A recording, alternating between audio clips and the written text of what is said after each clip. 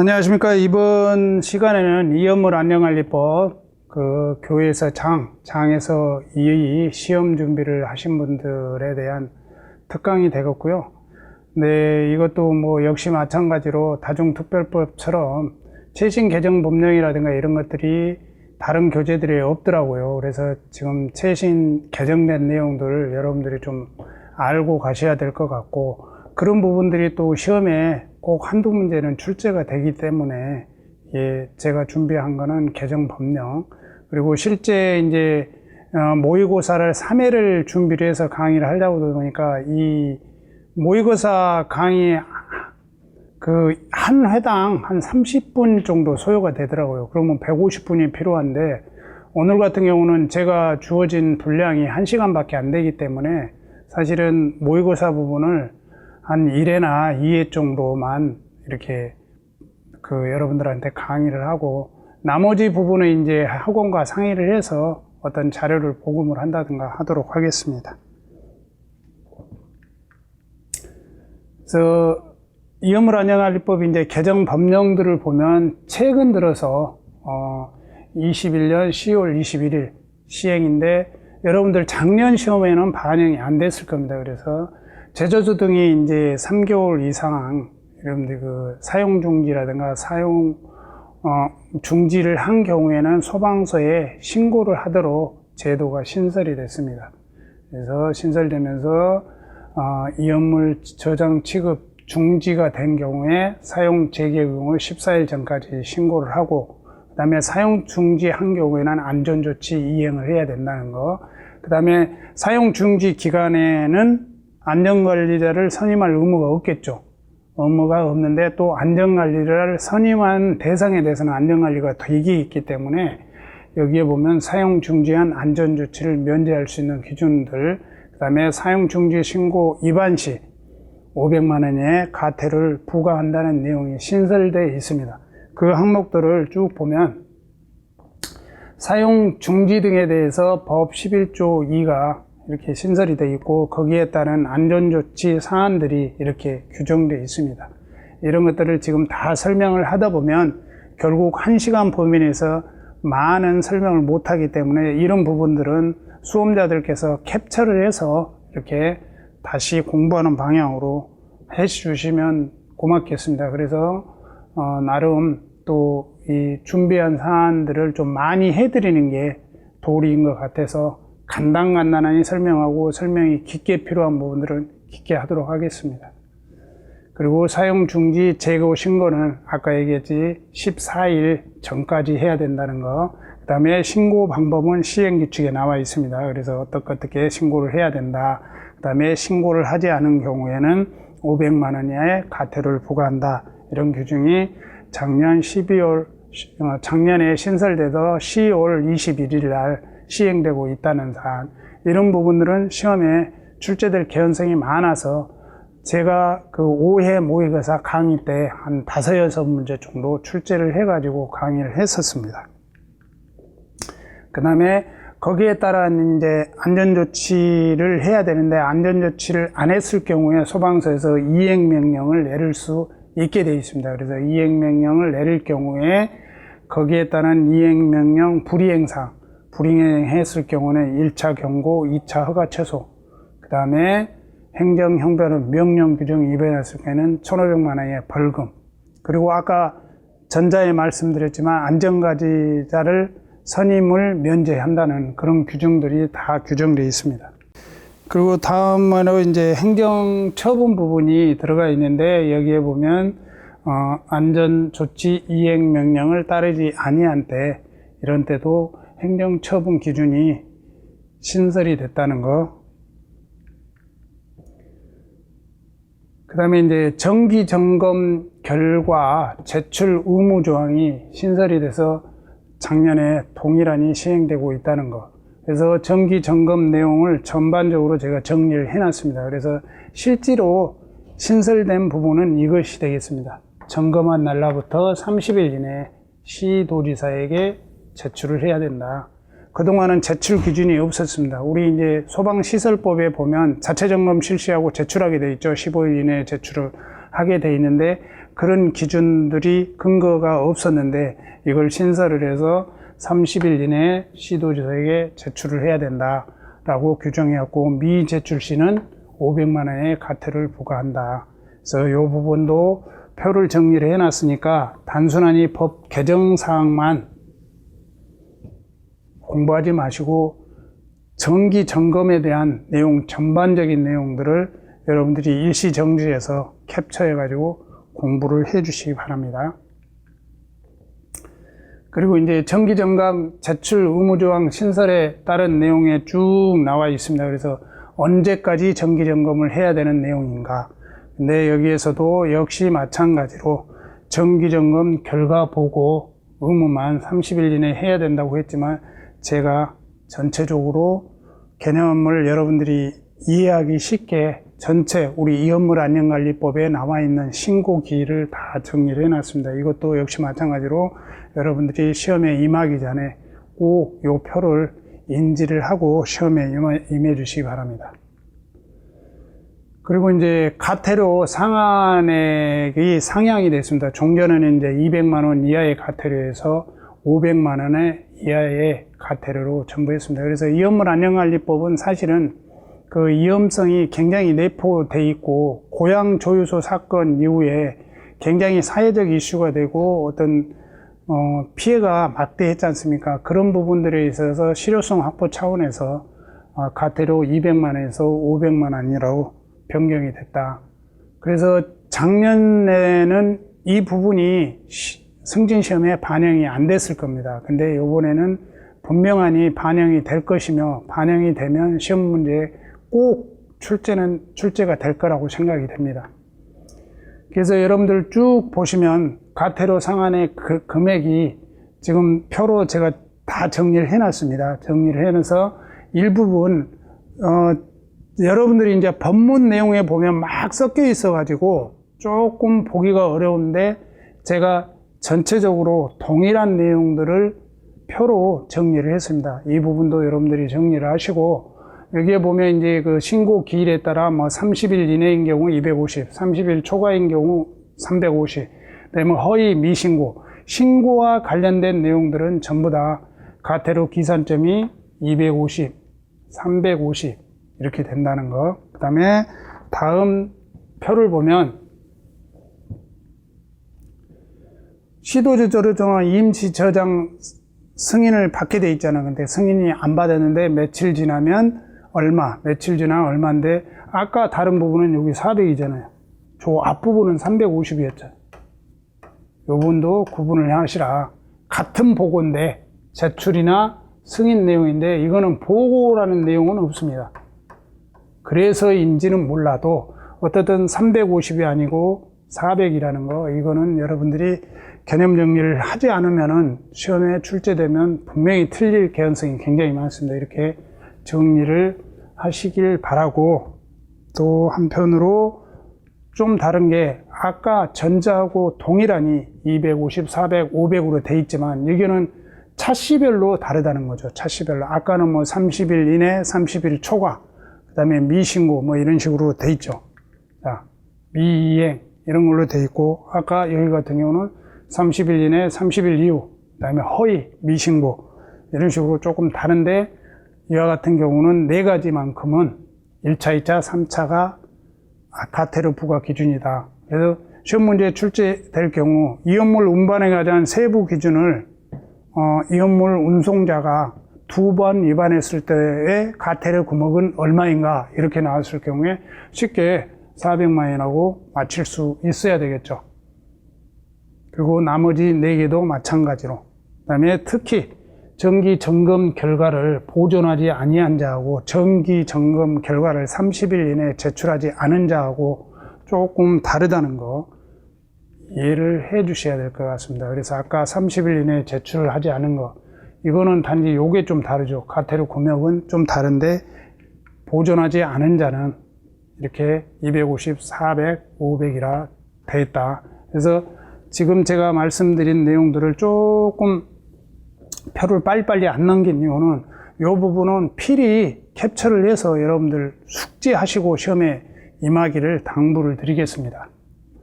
그 그다음에 위험물 운전자 운반자 자격 및 교육 의무가 신설이 됐습니다. 그래서 올해 6월 10일부터 시행을 했습니다. 그래서 여러분들이 이제 위험물 안전관리법 관리법을 공부하시다 보면 위험물 운송과 운반이 있었죠. 근데 운송은 이동 탱크라든가 운송 책임자 지정하에 하는 거를 운송이라고 그러고, 화물차라든가 이런 것에 위험물을 용기에 수납해서 운반하는 것을 운반이라고 하는데, 그동안 그 운반에 대한 것은 규제 대상이 아니었죠. 내 규제의 범위로 들어오면서 운반자도 자격이 있어야 된다. 이렇게 해서 신설이 돼서 22년 6월 10일부터 시행되고 있다. 그래서 신규 종사자는 신규 종사 전에 자격 취득을 해야 되고, 그 다음에 종사 자격이 없었던 사람들, 소급해서 하는 사람들이 2022년 6월 10일까지는 자격을 갖추고 운반을 해야 된다. 그래서 여러분은 길거리에 가끔 차량 보면은 화물차 뒤에 위험물이라고 표지를 하고 다니는 화물차들 봤죠. 그런 경우 같은 경우는 위험물을 상시적으로 운반하는 사람이기 때문에 자격이 있어야 된다. 그렇게 이해하시면 되겠습니다. 그 다음에 소방산업기술원의 기술 검토를 받아야 될 대상이 있습니다. 그래서 일정 규모 이상은 소방서에 위험물 설치허가 신청 전에 기술 검토를 받아야 될 대상이 있습니다. 그 기술 검토를 받아야 될 대상이 종전에는 3,000배였는데 최근 들어 더 강화해서 1,000배 이상인 경우까지 기술 검토를 받아야 된다. 이렇게 규정하고 있습니다. 그리고 자체 소방대를 두어야 될 제재소. 요거는 이제 고양 그 조유소 화재와 관련해서 종전에 자체 소방대 기준은 뭐 지정수량 3,000배 이상부터 뭐 48만 배까지 해서 제재소와 일반 취급소에 사료 위험물만을 저장 취급하는 대상에서 했는데, 고양 조유소 사건 이후에 지정수량 50만 배 이상인 제사료 위험물만을 취급하는 5개 저장소가 자체 소방서 대상에서 신설이 됐다. 이거는 올 1월 1일부터 시행되고 있다. 이렇게 여러분들이 알아야 되고, 이런 부분들은 실제 시험 문제에 출제될 가능성이 굉장히 많다고 판단이 됩니다. 그래서 또 5개 탱크 저장소 정기 검사 시기가 종전에는 이제 그 항공검사 필증으로 12년 이내, 뭐 11년 이내로 되어 있는데 중간에 중간검사 제도가 생겼습니다. 그래서 중간검사 제도 부분도 여러분들이 정리를 해서 법문에 나와 있는 내용을 정리를 합해서 4년 주기마다 실시를 해야 된다.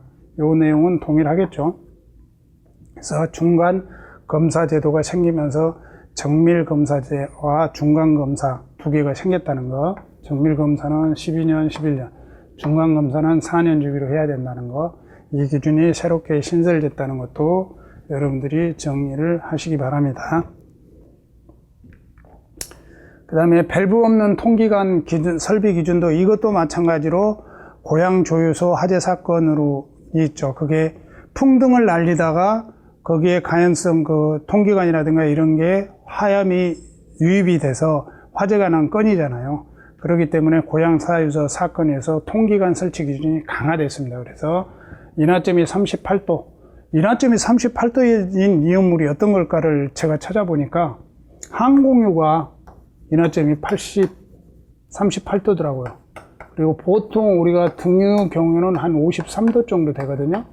그래서 이런 것들이 이제 항공유 같은 경우는 이제 우리 인천 같은 경우는 율도 조유소에 항공유를 보내기 위해서 조유소가 큰 것들이 많이 있거든요. 그래서 아마 기준이 된 건지 아니면 NAF 기준에 의해서 38도 기준을 정한 건지는 제가 봐서는 NAFA 기준에 따라 아마 38도로 규정한 걸로 판단이 됩니다. 그래서 그런 경우 하염 방지 장치를 설치를 해야 된다. 그 다음에 또 전에는 이거 외에는 그냥 인하 방지망을 설치를 하게 돼 있는데, 또 38도에서 70도 미만인 경우에는 아예 메시를 정해 놨습니다. 40메시. 그 전에는 그냥 인하 방지망인 구리로 만든 인하 방지망만 설치를 해도 됐었거든요. 근데 지금은 메시를 아예 정해 놔서 하염의 유입을 원천적으로 차단하려고 강화했다는 것, 이런 기준들도 여러분들이 꼭 숙지를 하고 시험에 임하시기 바랍니다. 그리고 5개 탱크 저장소의 자동화재 탐지 설비, 자동화재 속보 설비 설치 기준도 올해부터 시행이 되고 있습니다. 그래서 신설돼 가지고 이것도 역시 고양 조유소 화재 사건으로 해서 이게 정해져 있죠. 특수인화물류, 일소기류, 알코올류를 1000만 리터 이상, 1000만 리터 이상 저장 취급한 대상에 대해서는 자동화재 탐지 설비와 자동화재 속보 설비 설치 기준이 신설됐다는 것, 이것도 여러분들 숙지하시기 바라고, 또 이제 여러분들이 이제 시설 기준에 보면 그 자동화재 탐지 설비나 속보 설비 제해 기준들도 또 있습니다. 이런 것들도 나머지 정리를 하셔가지고 개념 정리를 하고 시험에 임해야 되겠습니다. 그리고 안전교육 실시 시기를 조정을 했습니다. 그래서 종전에는 이제 기존에 그 보수교육 같은 경우는 2년마다 1회, 3년마다 1회였는데, 이것도 하나의 어떻게 보면 그 소방 안전원의 어떤 사업 소득이 해당이 되기 때문에 그동안 쭉 쉬고 있다가 안전관리자로 선임되면은 6개월 이내에 보수교육을 받아야 된다 하고 내용이 신설된 내용이 되겠습니다. 그렇게 이해하시면 될 것 같고, 나중에 시험 문제 풀면서 표 부분을 다시 한번 정리해 드리도록 하겠습니다. 그래서 여기 표 바로 해놨네요. 그래서 실시 조정 시기 해서 이런 식으로 이 표를 여러분들이 좀 이해를 해야 됩니다. 그래서 강습 교육 같은 경우는 특히 운송자가 되려는 것과 운반자가 되려는 것, 그 다음에 안전관리자가 되려는 교육 시간이 다 다르죠. 이 부분도 변별력 있게 구분을 해놔야 되고, 그 다음에 여기서도 마찬가지로 다 8시간 이내인데 요것만 4시간이죠. 이것도 구분을 좀 해주시기 바라고, 아까 얘기했듯이 새로 한 경우에 6개월 이내, 그리고 다른 것들은 다 2년이죠. 2년인데 여기 이업물 운반과 운송에 관련된 거는 3년에 1회 보수교육을 받아야 된다는 거, 이런 기준들도 여러분들이 표를 이해를 해 놓으셔야 됩니다. 그래서 이런 거를 표 자체로 지문을 만들어서 시험 문제에 출제될 개연성이 많다. 그래서 이 표도 꼭 이해를 하시고, 그동안 기출로 한 번인가 시험 문제에 출제가 됐었습니다. 그래서 이런 부분들이 새롭게 신설되면서 또 시험에 출제될 개연성이 있다. 이렇게 설명을 드립니다. 그리고 이업물 사고조사위원회 신설인데, 이거는 20년에 신설된 내용이라 그냥 넘어가도록 하겠습니다. 이거 뭐 최근이 아니고, 그래서 이 전체적으로 표 부분은 좀 이해를 해 주시고, 특히 이혼의 자격 부분에서 시험에 출제될 개연성이 이번에는 좀 있지 않겠냐 하는 판단을 해봅니다. 그래서 이 부분도 캡처를 뜨든 일시정지를 하든 해서 여러분들이 정확히 요 표 부분을 정리를 해서 개념 정리를 하시기 바랍니다. 그 다음에 이제 화재 예방 및 소방시설 설치 유지에 관한 법률이, 이거는 시험 범위에 해당되지 않지만 작년 11월 30일 날에 법이 새롭게 화재 예방 및 안전관리의 법률을 하고 소방시설 설치 및 관리에 관한 법률로 분법화돼서 제정이 됐습니다. 그래서 그 시행 시기를 올해 12월 1일부터 시행이 되겠습니다. 그러면 12월 1일 이후에는 이 법은 없어집니다. 없어지고 새롭게 2개 법으로 나눠서 시행된다는 것, 이 부분 알고 가시면 될 것 같고, 이거는 뭐 12월 1일이니까 시험 범위에 들어가지도 않을 뿐만 아니고, 이 정도는 이제 소방공무원이라면 알아야 되겠죠. 그리고 이제 탱크 시험자가 갖춰야 될 필수 장비 했는데, 이거는 이제 용어를 좀 편하게 하기 위해서 탐상 부분을 다 뺐습니다. 이게 탐상. 요 탐상은 들어가야 되고, 요게 방사선 투과 시험기, 초음파 탐상 시험기 다 빼고 그냥 편하게 이렇게 요 용어 자체가 똑같은 용어인데 탐상이 들어가 있어서 탐상이 빼서 용어를, 법문의 용어들을 좀 쉽게 하기 위해서 법이 개정됐다는 거, 그건 참고적으로 알고 가시면 되겠습니다. 이제 1회 모의고사, 이번에 이제 여러분들 법 개정 사항이라든가 여러 가지 사항들, 그리고 제가 봐서는 조금 출제될 개연성이 있는 문제들, 그런 문제들을 제가 풀어보도록 하겠습니다. 이 업무를 출입조사 업무를 수행하는 과정에서 관계 공무원의 알게 된 비밀을 누설이나 벌칙 규정은 1,500만 원 이하의 벌금이 되겠습니다. 간단간단하니 하고 넘어가고, 전체적으로 이해할 수 있는 부분들은 여러분들이 좀 이해를 하시고, 이 부분에 1천만 원 이하의 벌금 부분은 전체적으로 해설을 해놨으니까, 암기 팁도 해놨습니다. 여기. 암기 팁도 해놨으니까, 요 1천만 원 이하의 벌금은 요번에 한번 나올 것 같아요. 전체적으로 다음 중 뭐 형량이 다른 거 뭐 이런 식으로 해서 나올 것 같으니까 요 부분도 해설 부분에 개념 정리를 충분히 해 주시기 바랍니다. 운송자가 안전카드를 휴지하지 않고 이 업무를 운송할 수 있는 업무이 아닌 거 했는데, 사료 위험물만 일석이류까지죠. 그 이상은 안전관리 카드를 안 가지고 다녀도 되고, 모든 위험물은 안전관리 카드를 비치를 해야 됩니다. 그래서 이건 이석이류가 아니고 이류 위험물입니다. 그래서 답은 4번이 되겠고요.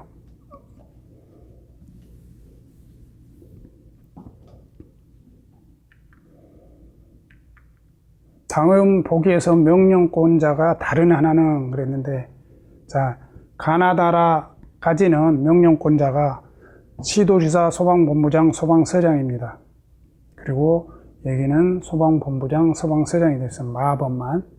그래서 보기에 보면 이것도 명령권자를 제가 나름 다 정리를 해놨기 때문에 이 명령권자에 대한 해설 기준, 지금 전자의 문제를 푸는 게 문제가 아니고 이 해설 부분을 캡처를 해서 여러분들이 충분히 공부를 하고 난 다음에 시험에 임해 주시기 바랍니다. 그래서 아까 얘기했던 네 가지는 시도지사, 소방본부장, 소방대장인데, 특이하게 응급조치 및 통보 및 조치명령은 소방본부장, 소방서장이라는 거, 그리고 출입검사, 누출 사고조사인데 여기는 또 시도지사가 없죠. 없는 상황. 그러면 이런 부분들도 조금 응용해서 시험 문제를 낼 수가 있겠죠. 위험물 누출 사고조사에 명령권자가 아닌 거 해놓고 이건 넣어놓고 시도지사 넣어놓으면 답은 시도지사겠죠. 그래서 이런 부분들도 전체적으로 이 표 자체의 개념을 어느 정도 정리를 해야 되지 않겠냐 싶습니다. 그래서 제가 정리를 해서 여러분들의 수험에 좀 도움이 될까 해서 정리해서 문제를 출제를 했습니다. 위험을 안전관리법상 소방청장이 실시하는 안전교육을 이수해야 할 대상으로 모두 고르시오. 이것도 이제 박스형 문제로 내는 문제잖아요. 그래서 여러분들이 이제 운송 책임자를 제외한 나머지 부분들은 전부 다 안전점검, 안전교육을 이수를 해야 됩니다. 그래서 여기 보면 네 가지가 되겠죠. 이런 부분들도 지문에 좀 출제하기 딱 편하게 네 가지가 딱 돼 있잖아요. 나머지 하나 집어넣으면 틀린 거, 옳은 것, 찾는 것, 그 다음에 전체 모두 고르시오. 이런 식으로 시험 문제가 출제될 가능성이 많다. 위험물 안전관리법상 벌칙의 양형기준이 다른 거 했죠. 양형기준. 답은 2번이 되겠고요. 1,500만 원 이하의 벌금이고 나머지 부분은 1년 이하의 징역, 1,000만 원 이하의 벌금이 되겠습니다. 이것도 잘 정리를 하셔야 된다. 1천만 원 이하의 1년 이하의 징역, 1천만 원 이하의 벌금은 정기 점검이나 정기 검사라든가 이런 것 키워드 부분을 위주로 해서 암기를 해 주셔야 시험장에서 헷갈리지 않다. 그래서 전체적으로 검사와 점검 관련해서 벌칙 규정을 보면 다 1년 이하의 징역입니다. 자, 여기에 점검이죠. 검사죠. 자, 운반용기 검사죠. 시도지사 소방 출입 검사죠. 여기에 완공검사인데 완공검사만 특이하게 1,500만 원의 벌금이죠. 그래서 이런 부분들도 제가 나름대로 여러분들한테 도움이 되고자 하기 위해서 엑셀로 필터링을 해가지고 이런 부분들을 키워드 위주로 이렇게 해놔봤습니다. 그래서 이런 부분들도 시험 문제가 출제가 되면 점검이냐 검사냐 이런 거 하면 검사 다 들어갔는데 완공검사만 1,500이다 하면은 양형 기준 같은 것도 쉽게 여러분들이 시험 문제가 출제가 되면 바로 변별력 있게 시험을 정답을 유추할 수 있겠죠. 그래서 이 부분도 여러분들이 이 표를 잘 개념 정리를 하시기 바랍니다. 그리고 또 이제 더 나가서 벌칙 규정이 잘 시험 문제 출제는 안 되고는 하지만 보통 제가 분석을 해보면 한 2년에 1회 정도는 계속 벌칙 규정이 나오고 있거든요. 그래서 명령 관련 규정을 키워드로 쭉 뽑아보니까 나머지 전부 명령이라는 내용이 다 들어가 있습니다. 다 들어가 있는데 그 중에 제재서 등의 긴급 사용 제한 명령을 위반한 경우에만 1년 이하의 징역 1천만 원 이하의 벌금이더라. 그러면 나머지 부분은 다 1,500만 원 이하의 벌금이니까, 자, 명령이란 내용만 나오면 위험물안전관리법에서는 무조건 1,500만 원 이하의 벌금이다. 그럼 굳이 암기할 필요가 없지 않냐 이거죠. 그래서 이것도 제가 엑셀 작업에서 키워드를 뽑아서 이렇게 만들어 놓은 겁니다. 그래서 이런 부분들도 개념 정리를 하고 가셔라. 그러면 여기서 다음 중 형량이 다른 거 해갖고 이거 하나 집어넣고 나머지 4개 넣어놓으면 이게 정답이 되겠죠. 근데 이제 보통 긴급 사용정지 제한명령은, 위험물 설치 허가를 받은 관계인에게 부과를 하잖아요. 관계인한테 부과를 했는데 그걸 이행을 하갖고 단지 벌칙 규정이 조금 하다면 그 사람들의 그 규제 영향력이 크지 않겠죠. 그래서 1,500만 원보다 어떤 징역형까지 들어간, 신체형까지 들어갔다고 생각하면 더 편하겠죠.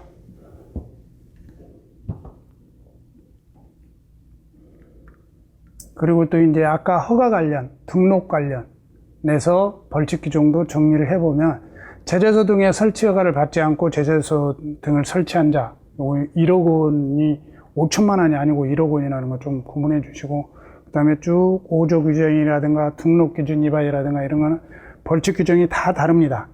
다 다르니까 다 다른 부분을 여러분들이 또 정리할 필요가 있다.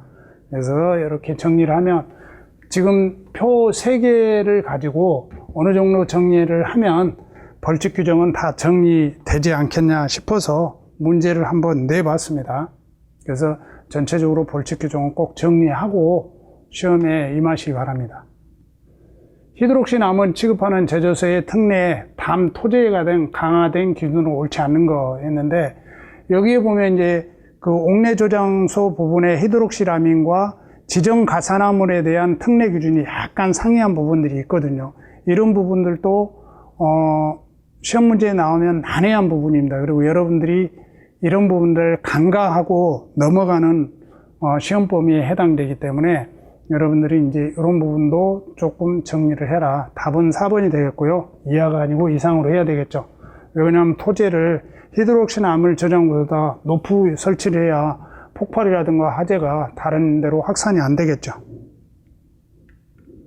그래서 이 부분도 전체적으로 표를 정리해 놨으니까 여러분들이 전체적으로 이해를 하시고 또 해가지고 시험에 임하시기 바랍니다.